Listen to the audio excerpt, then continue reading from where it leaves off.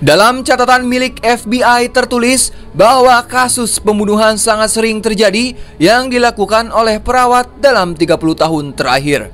Kemudian adegan selanjutnya memperlihatkan kepada seorang wanita cantik nan seksi. Wanita itu bernama Abby. Ini parasnya, kala itu beliau sedang make upan dan terlihat sudah menggunakan baju seksi dan siap mau mencari mangsa. Setelah selesai, lantas Abby pun pergi ke klub malam dan di sana ia terlebih dahulu memesan segelas teh jus dan menikmati minumannya. Namun tak berselang lama, datang seorang pria yang tertarik dengan kecantikan dari si Abby, bahkan beliau sampai mentraktirnya. Akan tetapi si Abby mencoba jual mahal dan berniat mau mengembalikan uang yang sudah pria itu keluarkan. Kemudian Abby pun mulai menggoda sambil mengajak pria itu ke atap gedung. Mendengar ajakan tersebut, tentu saja sebagai pria sagne, dirinya langsung mengikuti Abby. Dan sesampainya di atap gedung yang sepi, Abby langsung melancarkan godaan mautnya sambil merogoh kantong pria itu. Akhirnya Abby mengetahui bahwa pria ini sudah memiliki keluarga. Tentu saja Abby sangat kesal karena ia sangat membenci seorang pria yang sudah berkeluarga, tapi masih tergoda dengan wanita lain. Di sini Abby terus menggodanya hingga ia melamot kanjut pria itu. Namun yang ternyata usus punya usus, ternyata si Abby ini berprofesi sebagai perawat. Namun anehnya ia sering menyiksa beberapa pria. Dan kali ini Abby memotong kanjut pria itu menggunakan pisau bedah. Terlihat dirinya hanya bisa menangis, menahan rasa sakit dan putus asa akibat senjata utamanya sudah tidak berfungsi lagi. Tak cukup sampai di situ, Abby langsung menendang pria itu hingga terjatuh dari gedung tinggi dan tubuhnya menancap tepat di atas pagar. Kemudian adegan pun berpindah dengan memperlihatkan acara pelantikan kepada para perawat-perawat baru di Rumah Sakit Kartini. Saat itu Abby yang merupakan perawat senior telah selesai mendampingi juniornya yang bernama Danny. Ini orangnya. Kala itu pihak rumah sakit akhirnya melantik Danny menjadi perawat yang sesungguhnya. Kemudian setelah selesai, Danny pun menemui keluarganya yang datang saat itu. Terlihat orang tua Danny sangat bangga melihat putrinya sudah mendapatkan gelar dan berprofesi sebagai perawat. Namun tak lama dari itu, si Abby pun muncul dan memberikan selamat kepada juniornya. Danny juga sempat mengenalkan Abby kepada orang tuanya dan pacarnya yang bernama Steve. Akan tetapi saat Abby bersalaman dengan ayah tiri Danny yang bernama Larry, seketika ia merasakan sesuatu pada genggaman tangan si Larry. Dan ternyata ayah tiri Danny ini merupakan seorang dokter. Esteemed Dr. Larry Cook. Enjoy the moment. See you in the halls. Singkat cerita, pada keesokan harinya, tepat di hari pertama Danny bekerja, kala itu rumah sakit kedatangan beberapa pasien kecelakaan. Di saat para perawat lain sibuk menangani pasien tersebut, di si Danny malah ngajedok wae alias diam saja. Mungkin dirinya masih bingung harus melakukan apa. Bahkan si Danny juga sampai dimarahi oleh seorang dokter.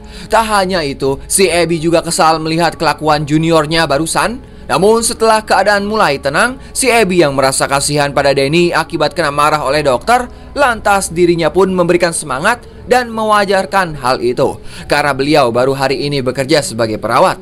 Untuk menghiburnya, Abby pun mulai mengajak Danny untuk pergi ke klub malam. Dan saat di tengah perjalanan, secara kebetulan Danny memergoki ayah tirinya yang sedang bersama wanita lain. Tanpa banyak omon-omon, Danny pun langsung melabrak ayahnya. Namun yang terjadi, si Larry tidak peduli dengan labrakan dari sang anak dan dengan santainya ia pergi begitu saja. Get your hand off of me, son of a bitch.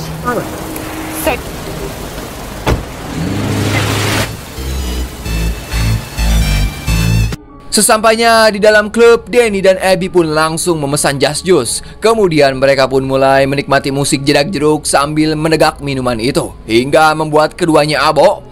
Abby juga sempat mengabadikan momen itu dengan berfoto selfie bersama Danny. Namun yang ternyata si Abby ini mau berniat buruk, di mana ia mencampurkan semacam obat pada gelas minuman si Danny, sehingga membuatnya semakin tidak terkendali.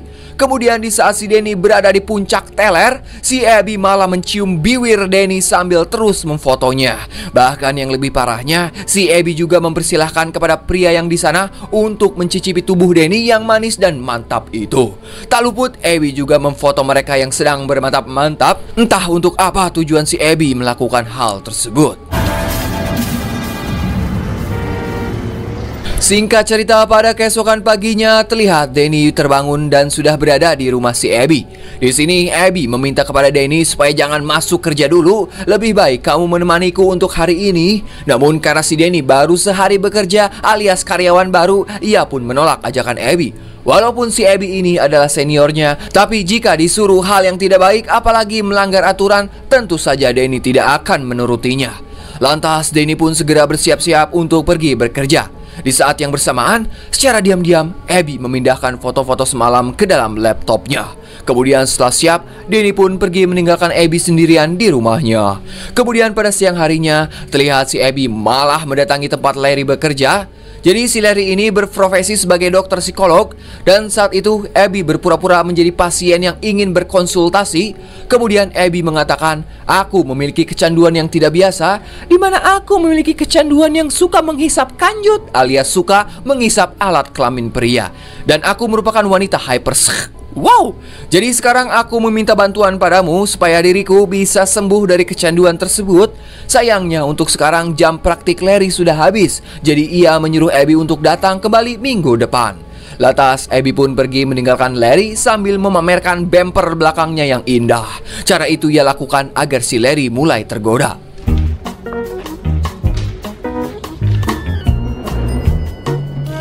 Kemudian adegan pun berpindah ke rumah sakit tempat Abby dan Danny bekerja. Kala itu Danny yang sedang berjalan menggunakan rok pendek malah menjadi pusat perhatian para dokter. Kemudian saat Danny sedang berdiri di meja lobi, tiba-tiba si dokter mulai melecehkannya dengan cara menggeser otongnya tepat mengenai pantat si Danny. Singkat cerita, setelah jam kerja selesai, terlihat Danny pun mandi dan bersiap-siap untuk pulang. Namun di tempat yang sama, secara diam-diam Abby melihat keindahan dan kebuayan tubuh Danny. Setelah selesai mandi, Danny pun mulai curhat ke si Abby.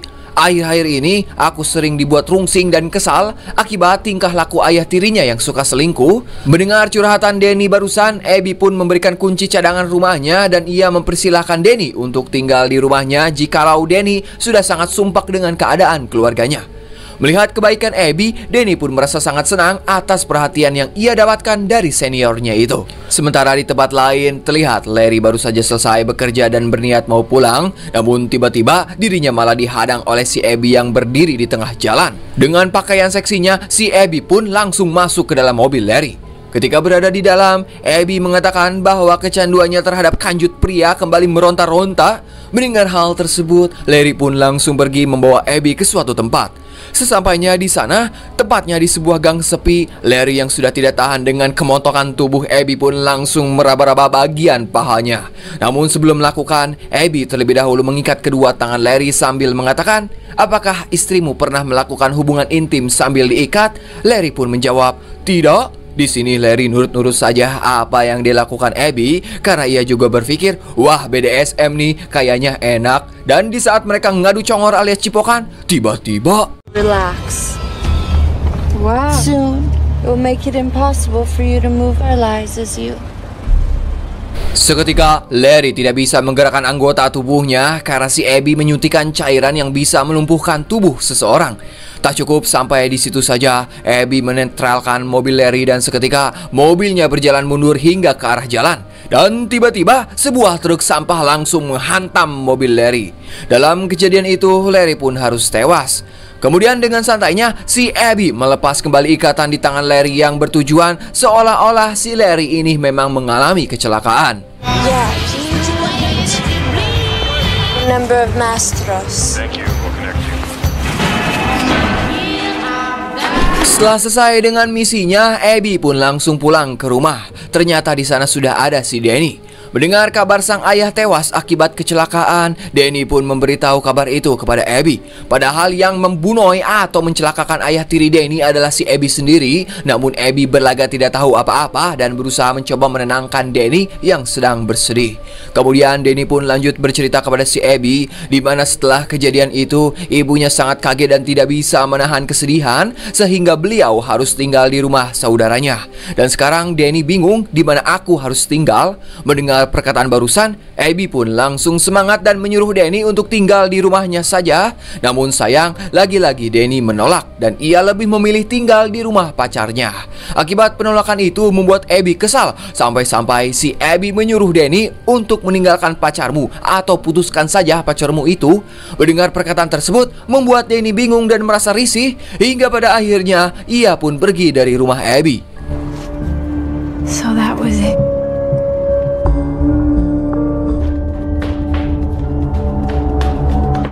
Singkat cerita, pada keesokan harinya terlihat Danny menjalani hari seperti biasa, yaitu bertugas sebagai perawat di rumah sakit. Namun saat sedang bertugas, tiba-tiba dirinya mendapatkan sebuah email yang masuk ke komputernya. Dan saat dibuka, ternyata email tersebut berisikan foto-foto saat dirinya mabuk bersama Abby di klub malam. Kemudian saat membuka foto selanjutnya, Danny semakin dibuat terkejut, di mana foto itu saat Danny sedang bersilaturahmi kelamin dengan pria lain. Danny merasa bahwa dirinya tidak pernah melakukan hal buruk itu, ya secara waktu itu dia sedang teler, karena pada malam tersebut Danny dibuat tak berdaya oleh Abby. Khawatir jika orang lain melihatnya, Danny pun segera menghapus semua pesan dan foto-foto dari email tersebut. Sementara di sisi lain, terlihat Abby bertemu dengan karyawan baru yang merupakan seorang wanita cantik. Wanita itu bernama Rachel, nggak pakai V-nya, di mana ia bekerja di bagian SDM. Jadi si Rachel ini tugasnya mengurus data para karyawan di rumah sakit tempatnya bekerja. Saat itu Rachel berkata, "Sepertinya aku tidak asing melihat wajahmu, Abby." Dan ia teringat saat masa kecilnya pada seorang gadis bernama Sarah. Ia juga mengatakan bahwa dulu si Sarah ini pernah dimasukkan ke rumah sakit jiwa Sunnyview. Dari percakapan itu malah membuat Abby merasa tidak nyaman dengan tingkah si Rachel yang memang terkesan sok kenal dan sok asik. Namun secara tak sadar, ternyata di balik tembok si Danny sedang menguping obrolan mereka. Setelah selesai urusannya dengan Abby, Rachel pun mulai mengecek data identitas para karyawan. Namun Rachel yang masih penasaran kepada si Abby, dirinya pun mencoba mencari tahu siapa sebenarnya beliau. Akan tetapi saat dirinya keluar ruangan, tiba-tiba Rachel dibuat ngorejat oleh si Abby yang tiba-tiba muncul di hadapannya. Kemudian Abby pun mulai mengajak Rachel untuk datang ke rumahnya sambil minum-minum santai. Tak luput Abby juga mengajak si Danny untuk bergabung dengannya nanti malam. Namun lagi-lagi Danny menolak karena saat itu Danny akan pergi menemui pacarnya. Singkat cerita, ketika si Danny sampai di rumah sang pacar yaitu Steve, Danny mendengar notifikasi dari komputer Steve. Kemudian ia pun langsung mengeceknya dan yang ternyata si Abby lagi-lagi mengirimkan email kepada Steve yang berisikan foto-foto Danny dan Abby saat di klub malam. Di sini Danny berpikir mungkin orang yang mengirim email itu adalah si Abby. Dengan perasaan yang sangat panik, Danny pun segera menghapus semua pesan itu. Beruntung Steve tidak sempat melihat foto itu atau curiga sedikit pun dari gerak-gerik Danny. Tak berselang lama, Steve mendapatkan panggilan dari atasannya untuk datang ke kantor. Sehingga pada malam itu juga ia harus pergi meninggalkan Danny sendirian. Kemudian pada tengah malam, di saat Danny sedang tertidur, dirinya dibuat terbangun akibat telepon yang berdering di laptopnya. Dan ternyata yang menelpon adalah si Rachel. Dalam video call itu memperlihatkan si Rachel yang sudah abok. Kemudian dari arah belakang muncul si Abby dengan sebuah suntikan di tangannya. Di sini Danny pun berusaha memberitahu Rachel, namun apa daya, Rachel yang tidak sadar akibat mabok, dirinya pun tidak menghiraukan peringatan dari Danny.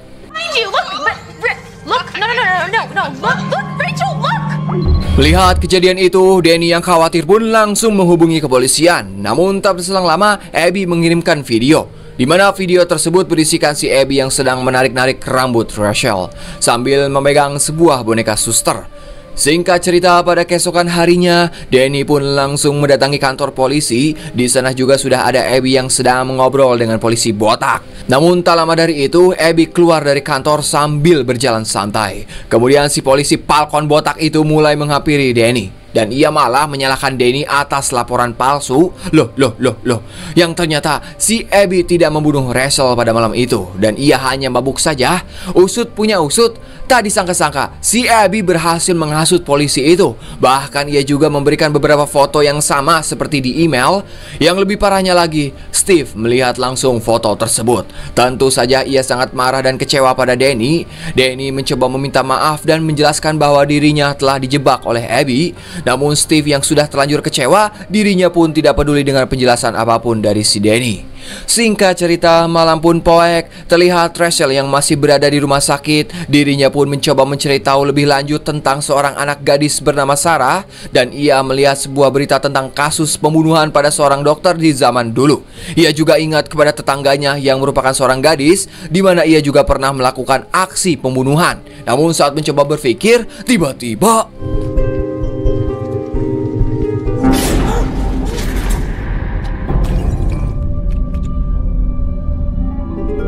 singkat cerita, pada keesokan harinya, Danny mendatangi rumah sakit jiwa Sunnyview untuk mencari informasi. Kemudian ia bertemu dengan seorang petugas di sana. Petugas tersebut kebetulan mengetahui tentang seorang anak bernama Sarah. Jadi kidak ceritana, saat Sarah berusia 12 tahun, pada hari itu Sarah tak sengaja memergoki ayahnya yang berprofesi sebagai dokter sedang bermantap-mantap bersama seorang perawat. Tak hanya Sarah, ibunya juga melihat kelakuan bejat suaminya hingga membuat kekerasan dalam rumah tangga pun tak terhindarkan. Namun saat pertengkaran berlangsung, tiba-tiba Sarah menyayat leher ayahnya sendiri menggunakan pisau bedah hingga tewas. Tak lama setelah kejadian itu, ibu Sarah pun tewas akibat bunuh diri. Sedangkan Sarah dimasukkan ke rumah sakit jiwa karena dianggap memiliki gangguan mental. Kemudian ia dirawat oleh seorang perawat bernama Abigail Rachel. Dan saat itu Sarah selalu membawa boneka sayangannya, yaitu boneka suster. Selang beberapa tahun kemudian, akhirnya Abigail pensiun dan ia meninggal karena umurnya sudah tua. Dan semenjak itu, kabar tentang Sarah tidak lagi muncul. You know, she used to always walk around with this doll. It was a nurse's guardian angel. Janet Russell. She went and lived with Janet. When Janet retired, setelah mendengar semua cerita tentang Sarah, akhirnya Danny sadar bahwa Abby telah mengganti atau memanipulasi identitasnya. Karena sebenarnya nama asli Abby adalah Sarah, yaitu anak yang pernah membunuh ayahnya sendiri akibat selingkuh. Sementara di rumah sakit, terlihat Abby mencoba menggoda seorang dokter yang sedang mencuci tangan. Dengan rayuan maut si Abby sambil mengajaknya ke tempat sepi. Akhirnya si dokter pun terpancing hasratnya. Namun sesampainya di lokasi, tiba-tiba si Abby langsung ngabekep si dokter dari arah belakang hingga pingsan. Kemudian saat si dokter itu tersadar, tiba-tiba dirinya sudah terikat di atas ranjang dengan kondisi tanpa busana. Entah apa maksudnya si Abby melakukan hal bejat ini, hingga pada akhirnya Abby pun langsung memutilasi si dokter menggunakan alat bor operasi.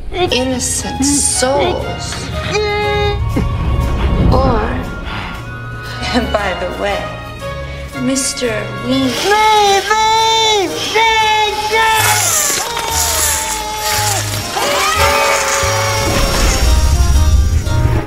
Sementara di sisi lain, Danny pun mencoba menghubungi telepon rumah sakit agar dirinya langsung tersambung pada Rachel, di mana dirinya ingin menceritakan atau menjelaskan semua yang sudah ia ketahui tentang sosok Abby. Akan tetapi yang mengangkat telepon bukanlah si Rachel, namun perawat lain. Perawat itu juga memberitahu bahwa sekarang di rumah sakit sudah banyak polisi, termasuk Steve juga ada di sana. Lantas Danny pun mencoba menghubungi langsung si Rachel, namun dirinya malah mendengar suara dering HP Rachel yang berada di sekitar mobilnya. Maka dari itu Danny pun menepi dan langsung mengecek bagasinya. Saat dibuka, ternyata benar HP milik Rachel sudah ada di dalam bagasi dengan kondisi berlumuran darah. Melihat hal tersebut, Danny pun berpikir bahwa si Abby lah yang telah melakukan sesuatu kepada Rachel. Lantas saat itu juga Danny memberanikan diri untuk menghubungi Abby. Dan ternyata orang yang menikam Rachel dari belakang adalah si Abby hingga membuatnya tewas. Kemudian Abby juga mengancam dan berniat mau membunuh Steve. Mendengar hal tersebut, Danny pun langsung pergi ke rumah sakit.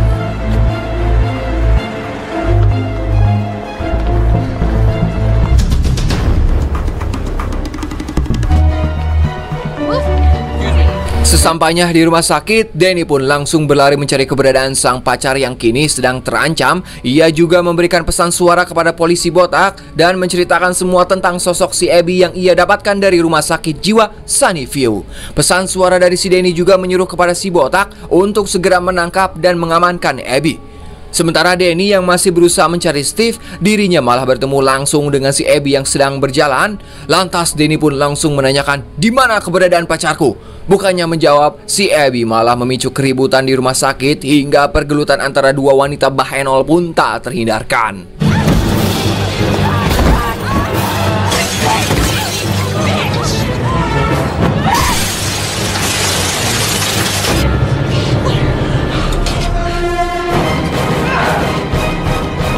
Akibat dari perkelahian itu, sebagian alat rumah sakit hancur. Sayangnya si Abby berhasil melarikan diri. Lantas si Danny pun terus berusaha mengejarnya. Namun si Abby yang merupakan wanita psikopat membuat Danny kesulitan menangkapnya. Saat si Abby sedang berlari, secara tak sengaja dirinya berpapasan dengan seorang satpam rumah sakit. Di sini Abby berpura-pura bahwa dirinya mau diperkaos oleh seorang dokter. Lantas si satpam pun mencoba meminta bantuan lewat HT. Akan tetapi saat si satpam itu berbalik arah, si Abby langsung menempelkan alat kejut jantung hingga membuat si satpam pingsan. Dan si Abby pun berhasil lolos kembali. Kebrutalan si Abby pun semakin menjadi-jadi, di mana ia membunuh salah satu anggota polisi yang mencoba menolong Danny. Tak mau ambil resiko, Danny pun lebih memilih kabur. Di saat Danny berhasil naik ke lantai atas, tiba-tiba si Abby sudah berada di belakang sambil membawa gergaji, hingga membuat pergelutan di antara mereka pun kembali terjadi.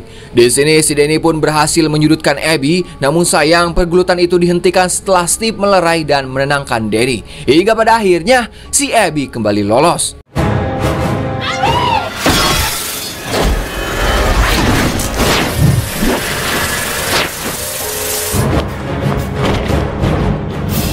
Setelah menjelaskan semuanya, Danny dan Steve pun segera mengejar Abby. Namun pengejaran mereka terhalang setelah Abby masuk ke ruangan pasien operasi, di mana ia mengunci pintunya sehingga Danny dan Steve tidak bisa masuk. Kemudian kekejaman si Abby pun kembali membabi buta, di mana ia membunuh seluruh pasien tak berdosa yang sedang berbaring di sana. Hingga pada akhirnya Steve dan Danny baru bisa masuk setelah memecahkan kaca pintu.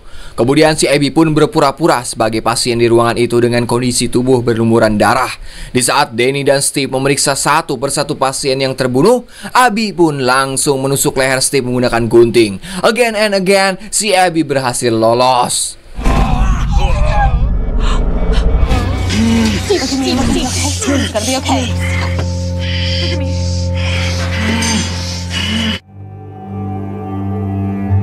Singkat cerita, terlihat si Abby sudah berganti pakaian rapi dan berniat pergi dari sana. Namun sayang saat dirinya berjalan, ternyata sudah ada si polisi botak yang berniat mau menangkapnya. Di sini si Abby pun memanipulasi seolah-olah dirinya sedang dirampok, dan tiba-tiba seorang pria berambut brokoli bernama Jared muncul menghantam kepala polisi botak tersebut.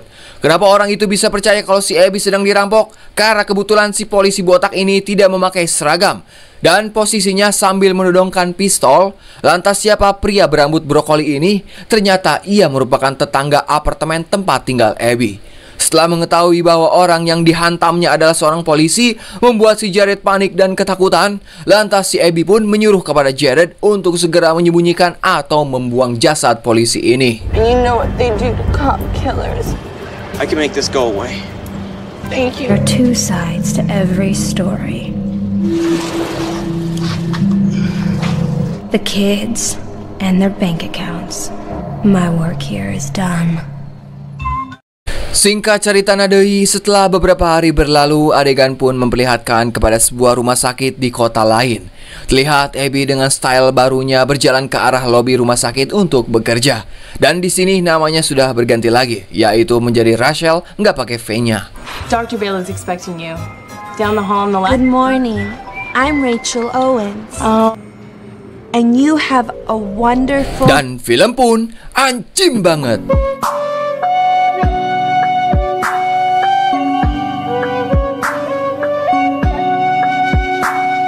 Yos, mungkin segitu info di pusat mengabarkan. Saya Dharma yang bertugas di Rumah Sakit Siloam mengucapkan hatur nuhun.